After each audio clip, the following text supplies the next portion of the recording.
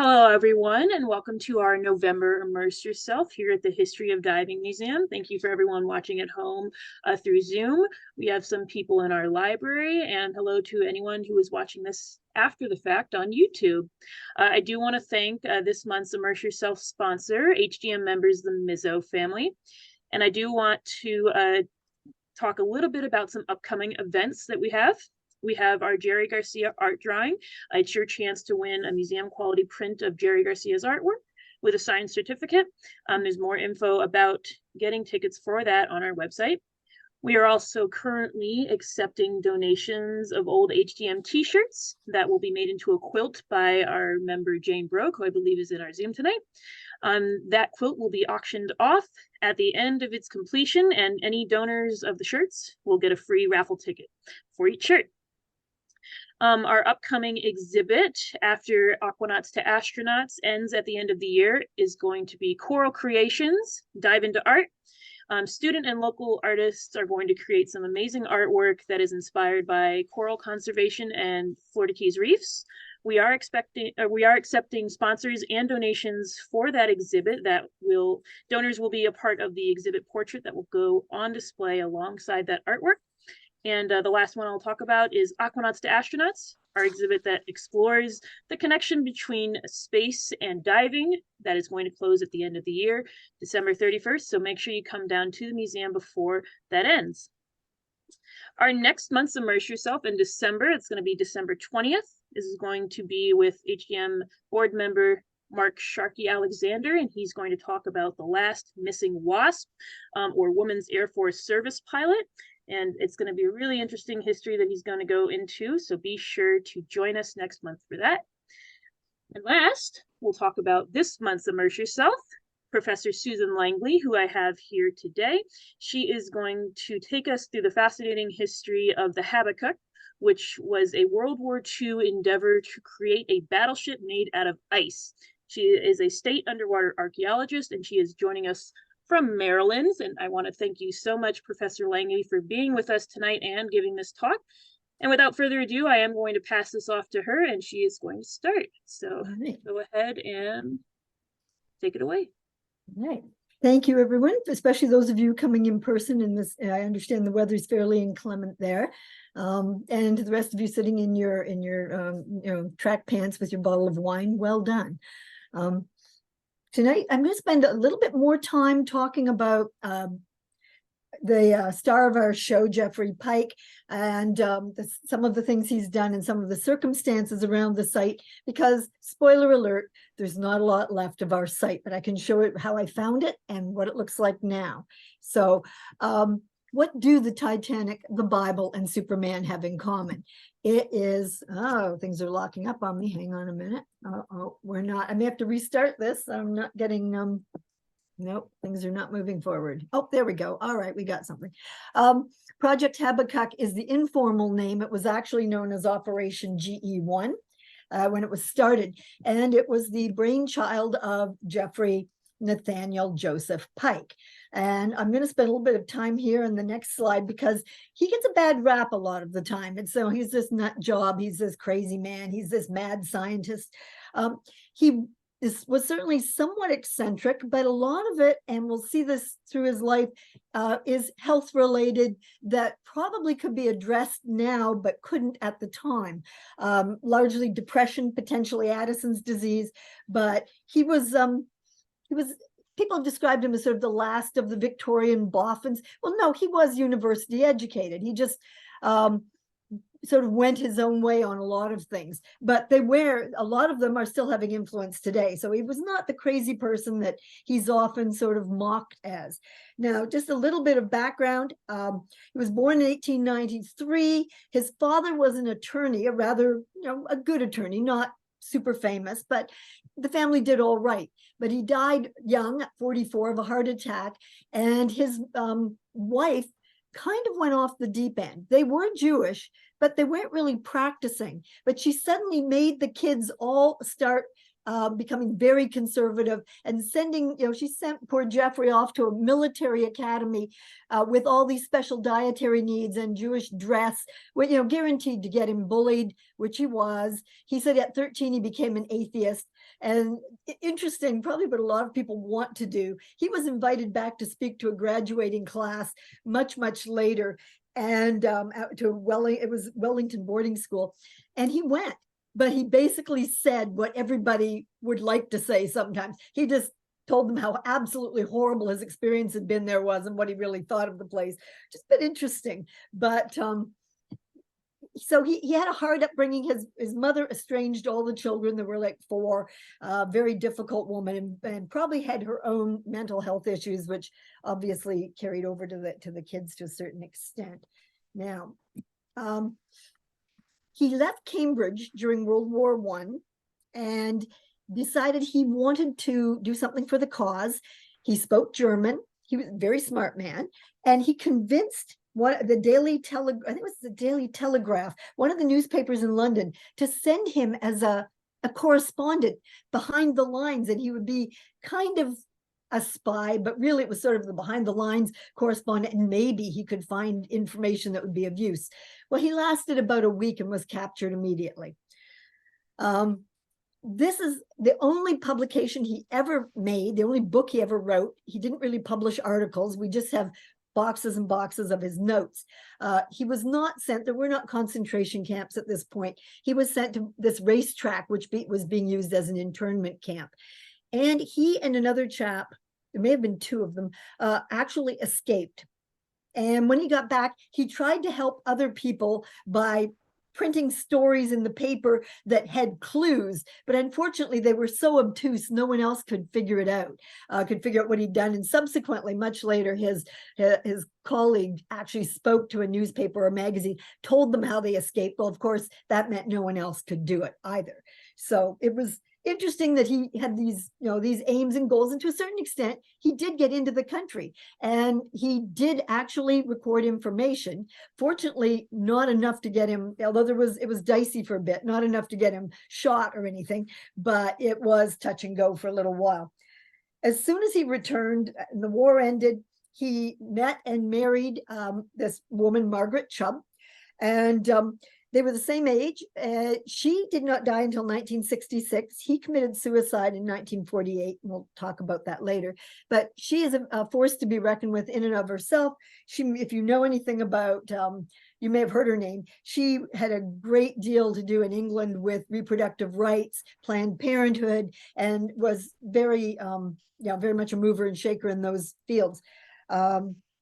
They separated when his depression he became kind of erratic and would wander off and was living in people's greenhouses and garages. They never divorced. They stayed amicable, but just kind of lived their own lives. They did have a son, David, and he was born in 1921. And it was at this point that Pike became concerned about the education system in England. He also looked at the stock market, which, this is the 1920s, and said, this isn't that difficult. I can figure this out. And he actually came up with his own system and made a fortune. He cornered something like almost a quarter of the tin and copper, but he did it through a number of different stockbrokers so that nothing was traced back to him immediately. But it was to the point that the actual industry movers and shakers were aware of who he was and wanted to stop him. But what he ended up doing was he took these funds and invested them in creating a school. Because he wanted his son raised the way he wanted, educated the way he wanted. And this is called the Malting House School. And it was one of the very early, I don't mean this is kind of facetious, sort of free-range children, if you will. It was very unstructured. And there was a documentary made about it that was actually critically positive, and it was he believed that kids would educate themselves. They had an innate curiosity. You just had to provide the equipment and basically let them go, and the adults were there just to see if they didn't kill themselves. And he had one of the early school psychologists or a child psychologist running the show, and it was quite successful for about 5 years. He started inserting himself a little more than the the hired staff liked. The Depression came out. He lost his money, and the school closed after about 5 years. And there are vestiges of this now. I don't know if any of you are of the same vintage, where in the 60s, maybe in the 70s, where we started in schools actually being able to put our desks in a circle or go outside for field trips. It was kind of like, if you think of Montessori or some of the schools now that are more progressive, that are still around, a lot of it was an outgrowth of this Malting House School, which is still owned by Darwin College of Cambridge, and it's now a residence. But it was, he made money, so he was smart enough to make money. He started school. He had strong feelings about education, about his son. His son went on to become an endocrinologist. Now, World War II is approaching, and he managed to, through a whole network of friends and scientists and colleagues, to meet and ingratiate himself to Lord Louis Mountbatten. Mountbatten at the time was put in charge of what they called combined operations, and he was really thought outside the box. He was willing to listen to people who had ideas. They very much not the old boy system. And he surrounded himself with free thinkers, with scientists of every ilk. And again, Pike was educated. He was not, just in off the street, but he did have these tendencies. He would write, a memo would be 36 pages of foolscap. So Mountbatten actually put another scientist in charge of distilling everything Pike wrote down to 2 pages for him. And he called them, the whole file, he called them his pikeries, but he listened to him. And one of the things that became, well, actually, I'll give you some of the examples of things Pike came up with before we get down to the meat of it. But one of them was a snow crawler, an early snowmobile, if you will. This was for a project called Operation Plow. This was in 1942, March of 42. They were looking for ways of getting across the terrain in Scandinavia, particularly to get to the northern parts of Norway, sabotage Russian oil fields. You can see it's traveling on sort of an Archimedes screw. This was before the cat tracks and things came out. But this definitely was the ancestor to these subsequent American-derived vehicles. And these continued to snow, for moving more than a few people, these snowcats. And this is just post-war, and these are being used well through the 60s for tourists. I rode in one when I was 10 on the Columbia ice fields in Banff, Alberta, and they looked like this. Now they look like this, so they're not quite the same anymore. But so things he did have long-ranging effects. But the stories you'll hear are things like he was a bit naive, that he thought, well, we'll drop these into Norway by parachute with crew, of course, and they're going to set up tents over them. And they'll put a label on the tent that says, no enlisted men or NCOs, because that was all there were up there. It was officers' latrines only. And he felt that was good enough that no one would use them. Really, but those are the stories that get told, and they skip the part about he successfully developed this equipment. The other thing that was an outgrowth of his ideas and suggestions and his many pages of foolscap was the creation of an elite special services force of American and Canadian. British had their early equivalent of SAS, but these are British, Canadian and American volunteers who were training to be elite officers, and they were known as the Black Devil Brigade. You can see up in the upper left, they would leave these cards on anyone they killed, so the worst is yet to come. And you can see the logos are very distinct. Here's another one of their pins.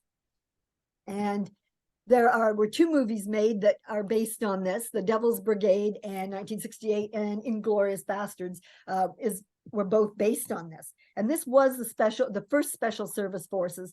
And these guys had something like a 600% turnover. The book on the left was written by Joseph Springer's the nephew of one of these men, and came out in 2001. And the Memorial Highway was only designated in 1999 because Highway 4 in Alberta and Interstate 15 in Montana link Lethbridge, Alberta, and Helena, Montana. And that was the road that the volunteers traveled to reach Fort Harrison for their training. And you can see this commemorative coin, which I've not been able to acquire. It must have been made in Canada because it's bilingual. You can see the first memorial to the right, and it's and it's modern, it's still there. You can visit it. And these guys, as I was saying, they had this huge turnover. When you're injured in a war effort, they send you back to the hospital. When you're better, they don't send you back to your unit. They'll send you where you're needed. These guys would go AWOL and go back to their own unit. Some of them showing up at the hospital 2 and 3 times. So that's why they had this multi-100% rollover. In 2013, there was commemorative coins put out. They served in the Rhine, in France, and a lot in Italy. And I want to know, out of curiosity, I looked it up yesterday, how many of these folks are left? I did not think many, but all I could find was a reference from July 8th, 2022 that said there were 20 some of them left, so 20 plus, and the average age is 100. So some of these folks are still out there, interestingly enough. So Pike did develop a lot of these really amazing things. So he's not a nut job. He is sometimes a little naive. He's sometimes a little eccentric, but he was, he was a contributor.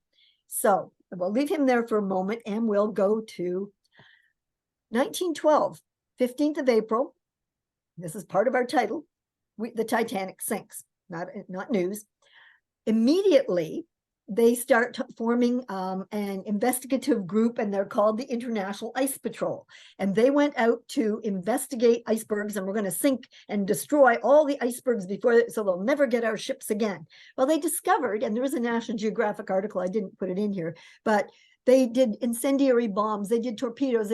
You can knock a piece off, it rolls over. You can't really shatter them, you can't really sink them. They discovered that icebergs are very resilient. And the group, this is what it looked like initially, and it still exists. So they were actually formalized in 1914, but let's not ruin their centenary there of 1912 to 2012.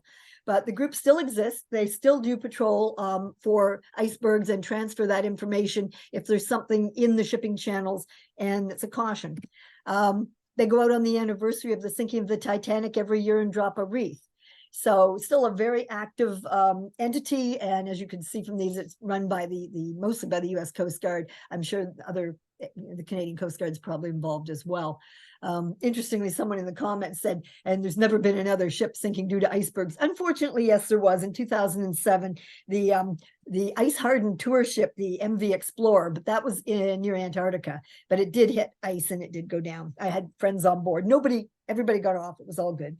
But so we do have our Titanic connection when they discover that ice is an amazing commodity. Now, this is it from a German U-boat, one of their charts.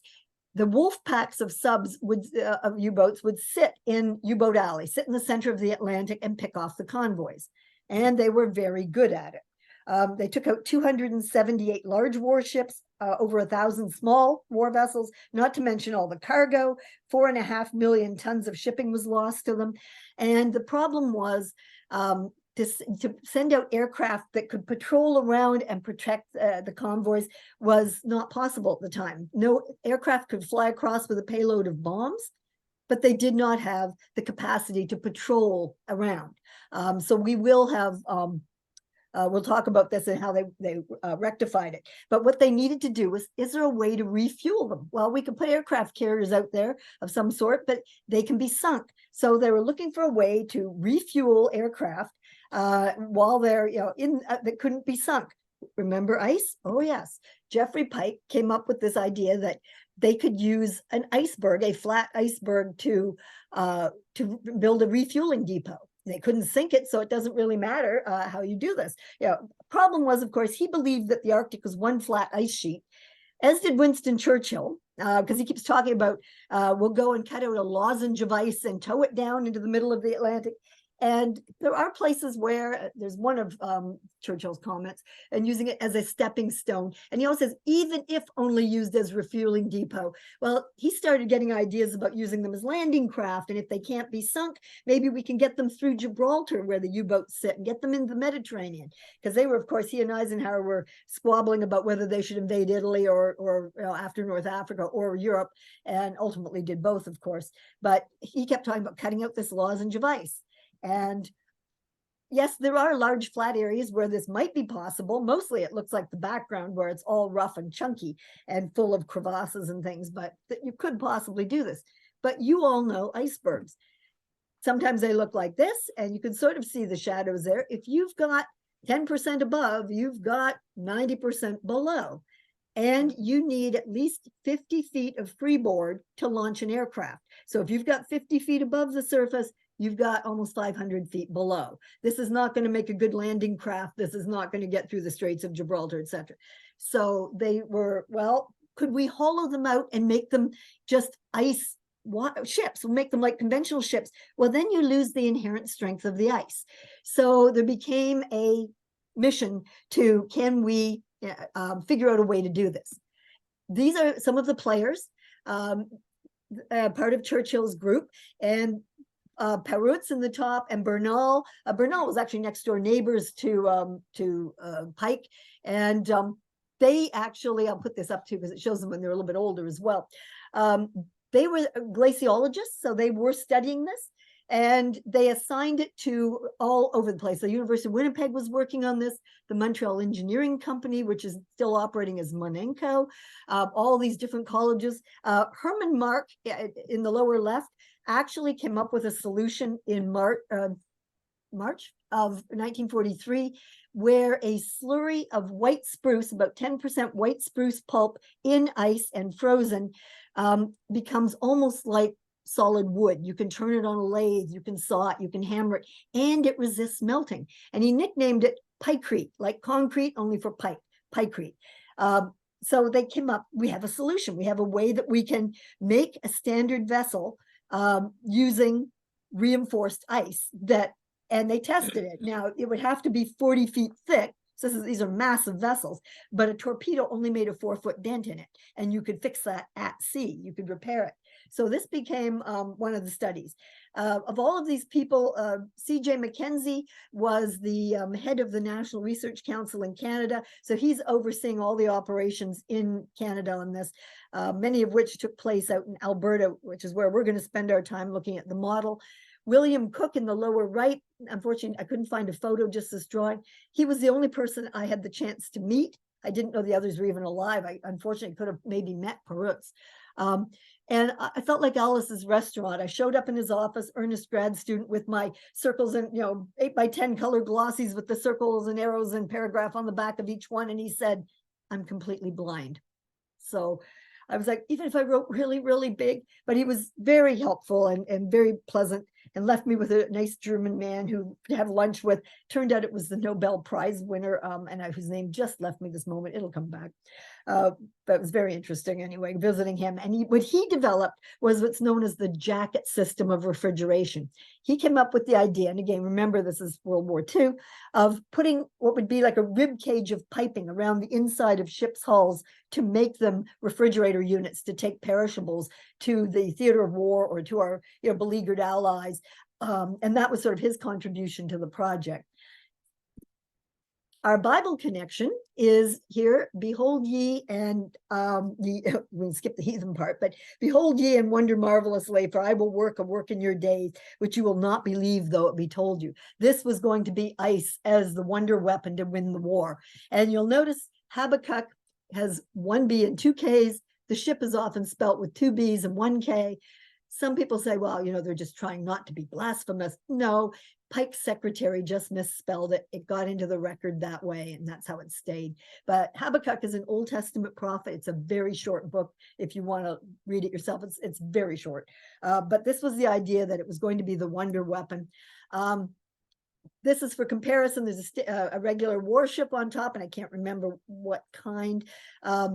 But the idea that this would be a Habbakuk, as they called it, and along the outside, the motors are in aircraft nacelles, and there's like 11 or 12 on each side. And the idea being that if one of them was knocked out by a submarine or other weapons or collision, they would have more. It wouldn't move very quickly, but if you can't sink it, it doesn't have to be fast.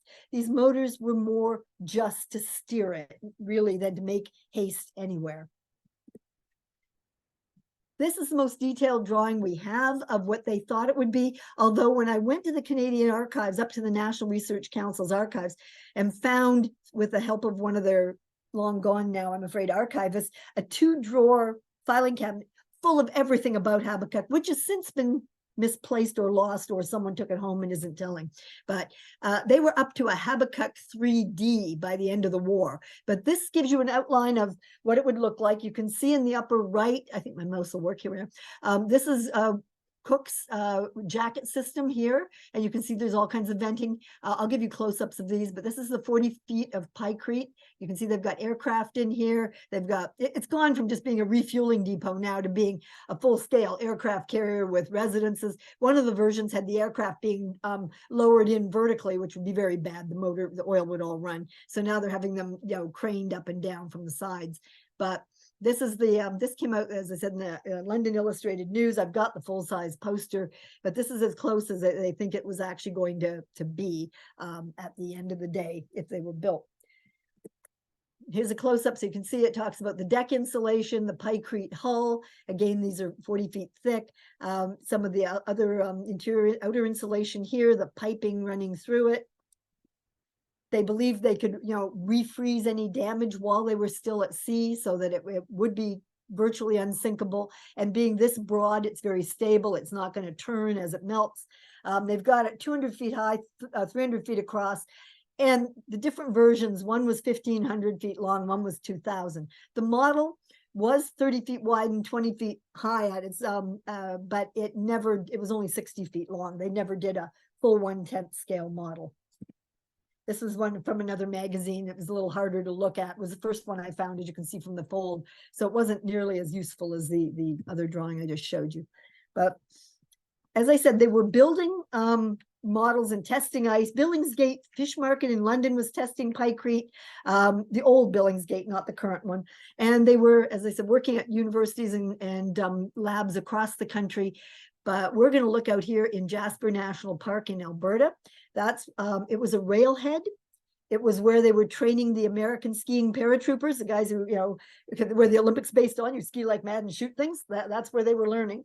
And and they also had camps of conscientious objectors, Mennonites and Doukhobors as a labor force for this. Now, so here we are, we're getting a little bit closer. This is an old air photo. Here's the town of Jasper. It's very, very small. See, there's a little tiny X here. This is Patricia Lake, where they built the model. This is Pyramid Lake. So if you get out that way, they do have some signage up now. It's a little bit hard to see, but there's one of the buoys. I went out and found it had been reported by 2 divers in 1965 and really nothing since. So taking a guess at where to find it, I got very lucky. Walking along the shore, I found a bunch of asphalt spill. And talking to the fellows later, the last 2 fellows we could find, they did use a lot of asphalt or tar trying to seal things. And he said it wasn't uncommon for a wheelbarrow to tip over. So when I found the asphalt and I found some eye bolts, and then I found an eye bolt with a cable running into the water, and I found some divers who said they knew that there was something attached to it. That's where we got lucky. So I put buoys on the 3 corners I could reach most easily and had a surveyor at the far end of the lake, nearest benchmark, survey it in for me. I'm going to show you an assortment of photos from various archives of how they built this. They started in the winter. They did not have pykrete because they started it in February of it was supposed to start February 1st, 1943. Pykrete was not invented until March, and it was in Brooklyn. So they were just using lake ice. They laid down a base on the frozen lake, and I will tell you, it gets very cold. We're at 4,000 foot altitude. The lake gets very, very deep. It's well over 300 feet, and I don't know the full depth of it. And our vessel is sitting on a side slope. So that'll tell you more about that in a moment. So they put a base in, built some walls, and started to cut blocks of ice out of the lake. The lake is easily 2 feet thick in the winter. I had to use a chainsaw and a toboggan to go out there one winter. And they would just use ice chips and water to freeze the blocks together. So just standard lake ice on this. They put the framing up around it. So think of it as a big shoebox. That's the outer frame. And then inside, at the top, not in the middle, at the top is another smaller shoebox, if you will, rectangle, which is where the refrigerative unit is. And this will become more apparent shortly. So they put this piping up. Here they are putting the jacket system, and it's being tarred to seal.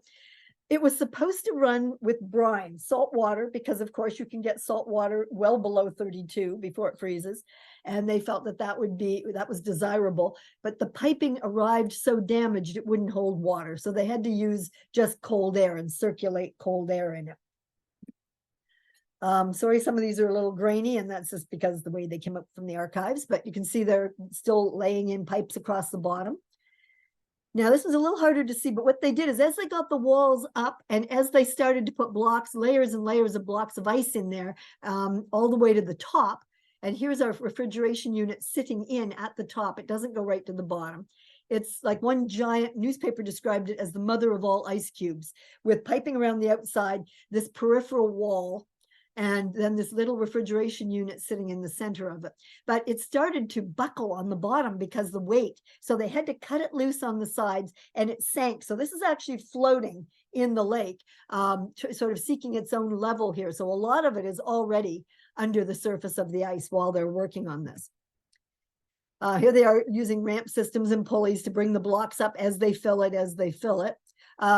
Pike did come out once. This is Mackenzie. I'm not sure. This might be Niven, who was the site supervisor. And yes, you can see he looks a bit eccentric. And of course, look in the 1940s, he's got a beard that makes him look very Leninish, they're very suspect. MI5 was keeping an eye on all these people too, because he had sympathy for, unions, and later on was getting ambulances for the Spanish Civil War. So there's a whole second saga of, could he have been a communist sympathizer? And he never wore socks. Half the time his tie wasn't done up, or he didn't wear one, or he'd put, instead of a belt, he'd use shoelaces. So he looked a bit scattered.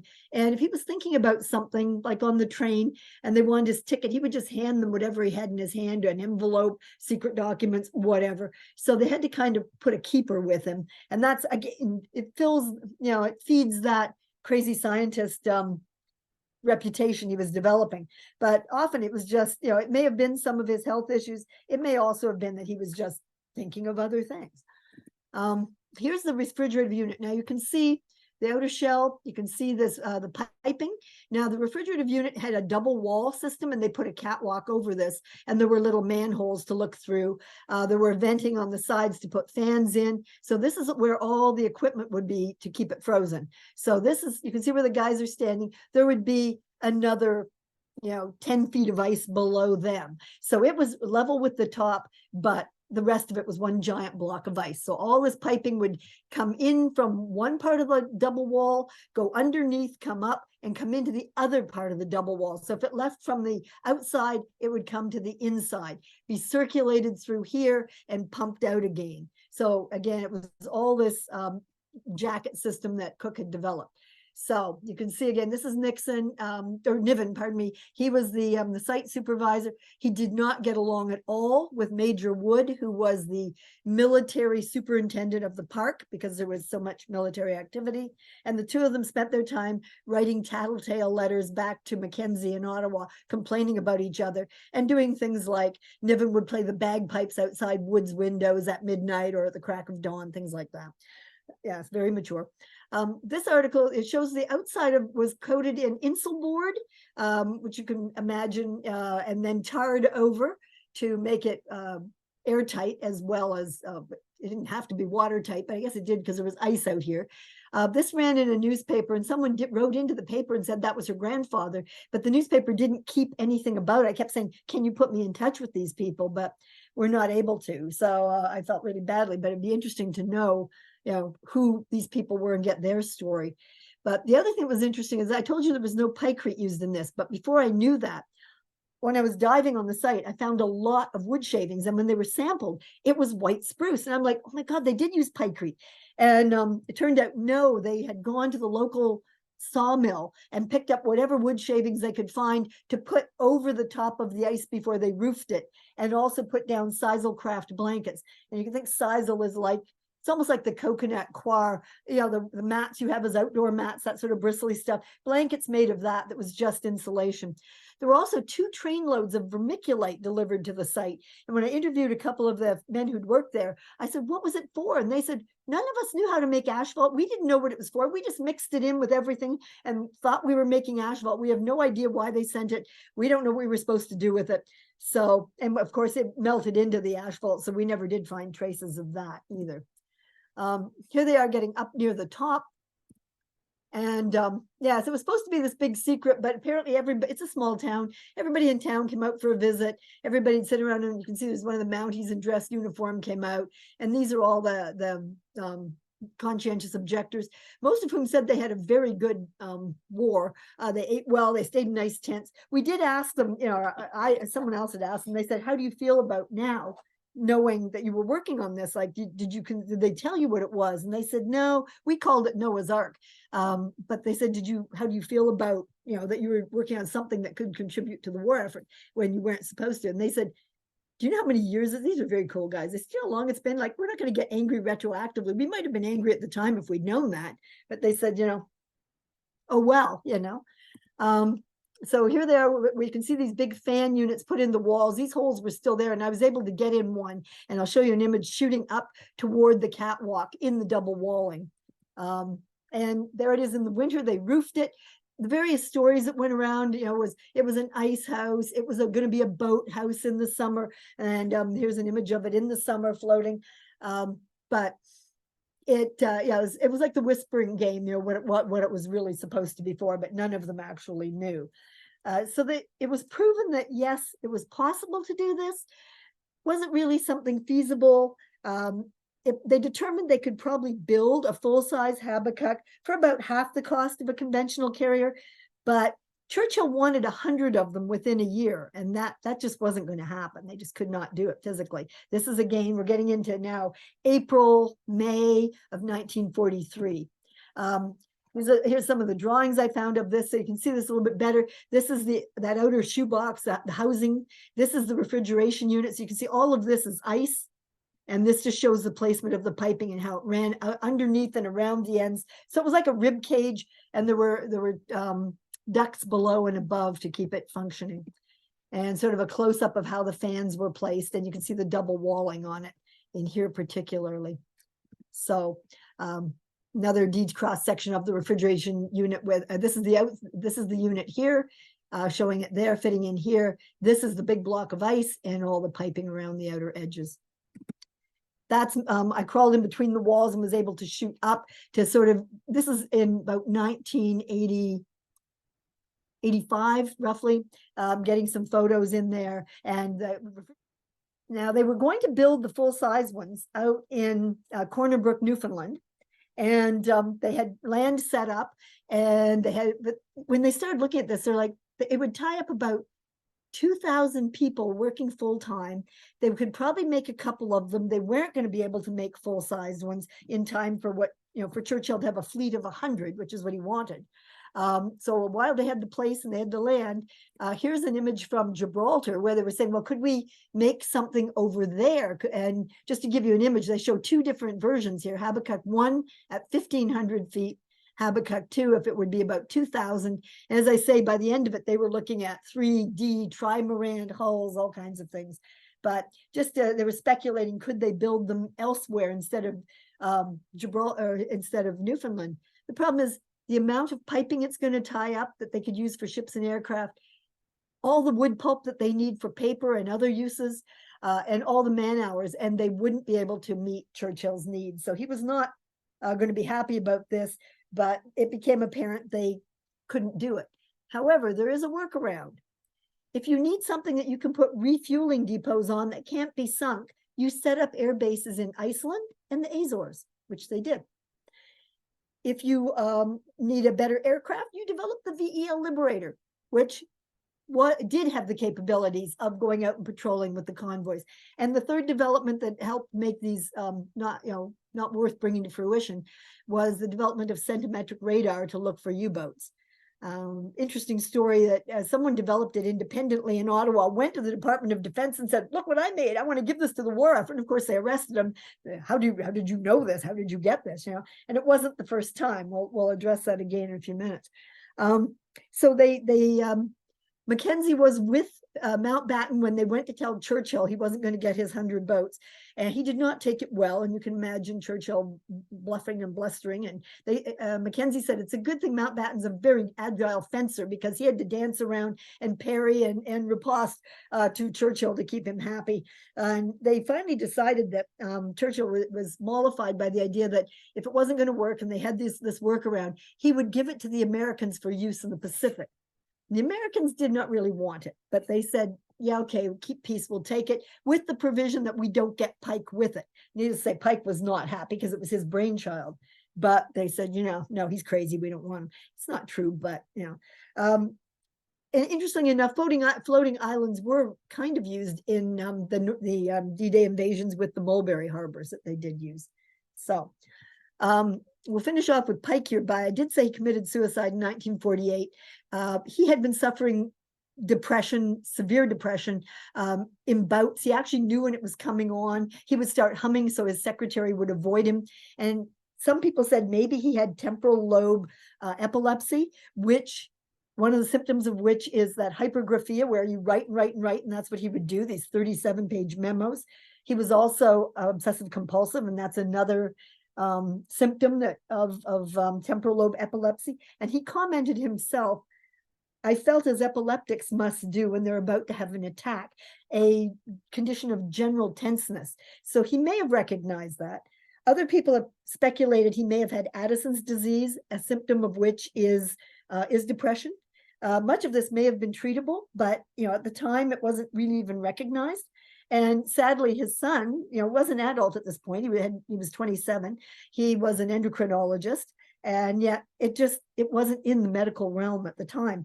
So he committed suicide with an overdose of commercially available barbiturates, and left 3 letters and notes to whoever found him, one for his wife, one for his son, and one for the widow of a friend who had done the exact same thing 4 years previously, sort of trying to explain himself. He also instructed his son to destroy all of his records, which he did not do. There is a story that there are like 7 crates of his notes, which his grandchildren have, but they feel that he's been treated so badly, they won't share them. I'd love to know if it's out there somewhere that they could be recovered and done justice to. Could be very, very interesting. So leaving Pike out of this, Pikecrete did find other uses. It was used in 1951 through 55 by nickel Rankin mines in the Arctic, in the Hudson Bay, to protect their docks against ice flows and things like that. There are probably other uses. I can't think of them at the moment. But a couple of other things that were going on with this. I told you about the Bible. We've talked about Titanic. Where does Superman come in? In the middle of all this, or right as it was winding up and they were deciding it might not work, 4 Superman comic strips came out. And the ones on the left are the originals that made the rounds, where someone felt deep in their need to cross out the ones you didn't need to pay attention to. But it made the rounds of everybody going, oh my God, how did they find this out? Because the circled one that I've blown up is allegedly the Germans were using icebergs to hide anti-aircraft gun, airplanes, and submarine capabilities. And there was this huge flap of, had someone found out, had there been a leak? And it turned out at the end of the day, no, absolutely, it was just a complete coincidence, like the centimetric radar. But you can see it's pretty similar to what was actually being planned. So there was this great fear that there had been a security leak, but no. Oops, there we go. So let's look at the model a little bit. When I first found it, went back to it and was looking at it, I told you to think of that big shoebox. Now picture the shoebox sort of tilted at about a 30-degree angle, almost a 45-degree angle. And we're looking at the west end. So that's the short end of the shoebox. It's the only wall that's still upright. The east end is the one that's on the top here. It just fell straight out. Is lying flat on the ground. You can see big chunks of this bitumen that they were using for insulation. This is the south wall, the long side of the shoebox that collapsed inward, and in doing so, folded over this big billow of bitumen and actually pushed the refrigeration unit down toward the deeper end. It's still sitting on the base at this point. This is the about 1985, 84. So that's the south wall that's fallen in. The north wall had completely collapsed down and disappeared into the depths of the lake beyond diving capabilities, quite deep. So again, we're at 4,000 foot altitude. The lower end on this side, the deeper end, and it is sitting at a funny diagonal, is about 120 feet. So you have to allow for the depth and you have to allow for the altitude in diving this. Now I'll show you this, the lower one with that billow of bitumen again later. The refrigeration unit is still intact. I'm down at the deep end now, shooting back up. And this backscatter is what making us crazy. So that's why we took a toboggan and chainsaw, went out there one winter to see if we could get clearer photos. Well, we could, except with 2 feet of ice, it was really dark as well, but we didn't get the bloom and growth that we were having. But you can see the piping is still in place. The double walls are still in place. These catwalks are still there. You can see more of some of it's missing, but a lot of it's still in situ. This is one of the catwalks with little manholes in it. And the side, they were first telling me, a couple of people, they were saying, yeah, it's got like these gun ports. And I'm like, no, it's piping. But, hey, never let the truth ruin a good story. You see here, this is one of our baselines running along for measuring it. And you can see this is where those double walling, the catwalk has come off, and you can see sort of down into this double walling with the piping going in. So this was in 1985, much of it still intact. The Archaeological Society of Alberta put together the cache, and we got permission to make a plaque to sink on it. We sank it at the shallow end, which is about 68 feet. And they asked me to come and christen it. Of course, they gave me a German beer. I was like, seriously? And of course, it immediately cut through the Ziploc anyway. So then we had to stop and pick the glass off it, which is what we're doing. Someone did get a photo. I did not take this wonky one, but English and French. So we do have a marker on the site. And I went back in 2005 with a film crew it's called, the show was called The Sea Hunters. Excuse me, it was called The Sea Hunters, and it was originally sponsored by National Geographic. And Clive Cussler was supposed to do the intros and outros, although by the time everything went to air, I think that fell apart. So they were just the films themselves. It was being filmed by a company called Econova out of Nova Scotia. So I was asked to come back out, and these 2 gentlemen were the last 2 folks we could find who had been conscientious objectors working on the site.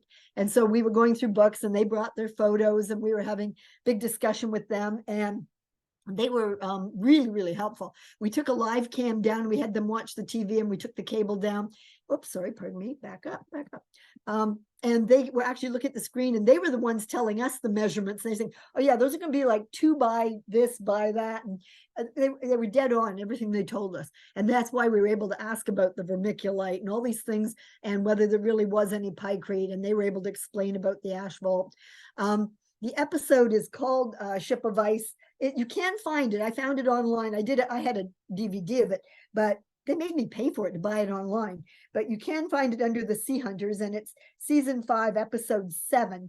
Came out in 2006, although we did film it in 2005. It was very funny. We had to ride him. It's 10 minutes down from this campground, and we had to ride him by horseback and come in by helicopter and come in by boat, and several of these various adventurous things. But it was a lot of fun. It was great people to work with.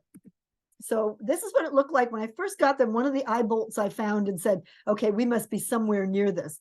Because when they decided it wasn't going to be feasible to do these, all they could recover from the site was the roof and the machinery. Everything else was frozen into that mother of all ice cubes. So they left it there. It wasn't floating around the lake. People said that. It was still cabled to the shore to a couple of these eye bolts. So it sat there, but it did survive most of the year before it finally subsided right where it was still moored to shore, which is why I could find it. When I went back, that same eye bolt, you can see the amount of erosion there's been. There's been a great drop in the water level too, because the water level was covering those rocks previously. So there's been changes in the environment as well. And these are 2 of the stars of the show. This is Mike and Warren Fletcher, and the other person who you don't get a great shot of is Dr. James Delgado, who's a good friend and colleague from many years. And he and they were the ones who filmed these episodes. So we packed up and went down and dove the site several times to do some filming on it. And I have to say, I was quite shocked when this is what it looked like. It basically kindling. The only thing, that short, the west end is still upright. It's the only wall that is. But the refrigeration unit, this is the only wall that's still upright. So it's completely collapsed. The wall over here, I showed you that where it was almost a sandwich. The tar was billowing over and this was sitting on top of it. Here, I showed you that one. It is completely skidded down. And in doing so, that's what crushed and pushed down the refrigeration unit. So largely it looks like this. Now, it did open up a few areas that I could get below and do some mapping and look at areas I couldn't see previously. But it was really unfortunate that there's very little left to look at. I don't think this was vandalism. I think it's gravity. This was a model. It wasn't intended to last as long as it did even. I'm sure there is a little bit of loving it to death because there's not a lot else to dive on in this area.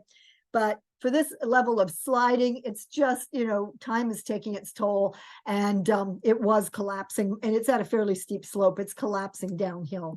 So the pipes look like pickup sticks. There was nothing left in situ of that refrigeration unit and the jacketing system. One of the things that I had located when I first dove it was I found a magazine article, and two guys who had dove it in 1965 had said, yeah, we carved our initials on it. Oops, and I did find that. And I went back to look at it and I could find it. And that is on the south wall that had fallen in, that one where the big billow was. This is that upright west wall. So the majority of the site's over here. But I never really looked at the other side. So I looked at it and I said, yeah, there's some, people are carving their names on it. Oh, well, it's not too bad. And then Jim and I, oh gosh, I shouldn't touch this. We went around to the other side and people have carved all over it. It looks like petroglyphs, which is a bit unfortunate that people feel the need to do this. So we did some documenting of things we could find.